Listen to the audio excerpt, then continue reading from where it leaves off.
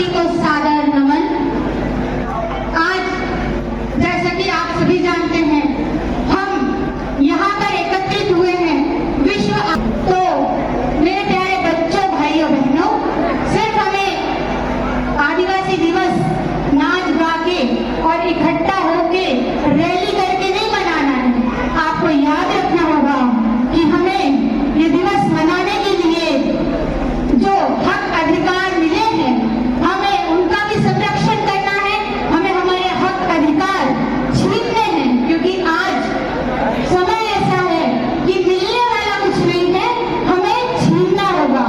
क्योंकि जिस आरक्षण की हम बात करते हैं, जब हम आरक्षण की बात करते हैं तो आप जानते हैं कि जो 100 लोग होते हैं उसमें बराबरी से सारी चीजें बढ़नी चाहिए, लेकिन ऐसा नहीं है।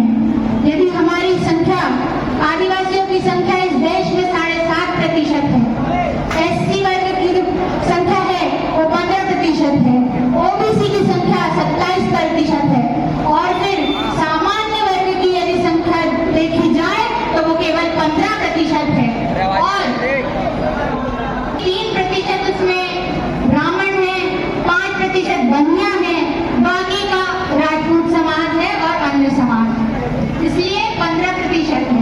देखा जाए तो हम 85% के मालिक हैं और हमें सिर्फ 22% का आरक्षण दिया जाता है, और आरक्षण देने के बाद भी हमसे छीन लिया जाता है। हमें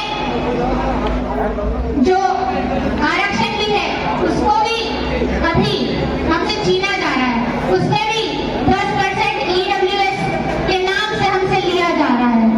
आपकी जंगलें, आपकी जमीनें आपसे छीनी जा रही है।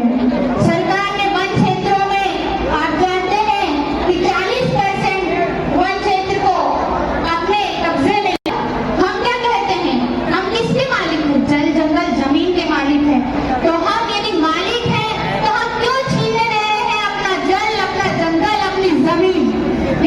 और मेरी प्यारी बहनों, जब हम मातृशक्ति की यदि बात करूंगी ना, तो देखिए हमारा जो इतिहास है, आदिवासी बहनों का इतिहास बहुत ही समृद्ध है। अभी तो समय कम है, समय को भी देखना पड़ेगा, इसलिए थोड़ा सा आपके सामने रखूंगी कि जो कोल विद्रोह हुआ 1827 में, वो भूतू भगत की 2 बेटियां रुनिया और झुनिया ने लड़ा। गांव-गांव जाकर वे लोगों को संगठित करती थी और युद्ध विद्या में पारंगत थी। उन्होंने 21 अंग्रेजों को मारा और फिर शहीद हुई। ऐसा नहीं है कि आजादी की लड़ाई में हम आदिवासियों का कोई योगदान नहीं है, बहनों का कोई योगदान नहीं है। जितना इस देश को आजाद कराने में किसी अन्य की भूमिका रही है, उतनी ही भूमिका हम आदिवासियों की रही है, लेकिन इसको हमें कोई बताएगा नहीं। अपना इतिहास हमें खुद संभालना होगा और अपने बच्चों को इसको समझाना होगा, सुनाना होगा, पढ़ाना होगा। हमारा इतिहास भी बहुत समृद्ध इतिहास है। सरदार सरोवर बांध की बात करिए, मेगा पाटकर देश को एक सांसद दी जाती है, लेकिन वो सांसद कैसे बनी आपको पता है? उन्हें सांसद बनाने के पीछे भी हम आदिवासियों का ही हाथ है। बेशक हमारी जमीनें गई हैं, हमारे खेत गए हैं, खलिहान गए हैं। सरदार सरोवर बांध ने हमें बहुत कुछ, आदिवासियों के 72 गांव की जमीनें ली है, लेकिन उस आंदोलन को चलाने के पीछे और मेघा पाटकर को सांसद बनाने के पीछे हमारे समाज की आदिवासी बहनें हैं और कोई नहीं। तो मेरी प्यारी बहनों, अपनी ताकत को पहचानो, अपने आप को पहचानो। घर गृहस्थी चूल्हे तक सीमित मत रहो, बाहर लड़ो, बाहर आओ, लड़ो, क्योंकि दुनिया ऐसी नहीं है जैसा आप इसको समझ रही हैं।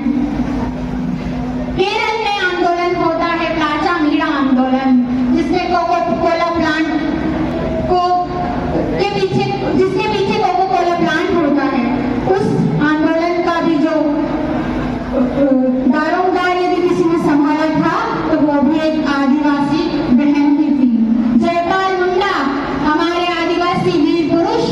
आप इन्हें जानते हैं। विश्व कप, जब ओलंपिक में जब पहला विश्व कप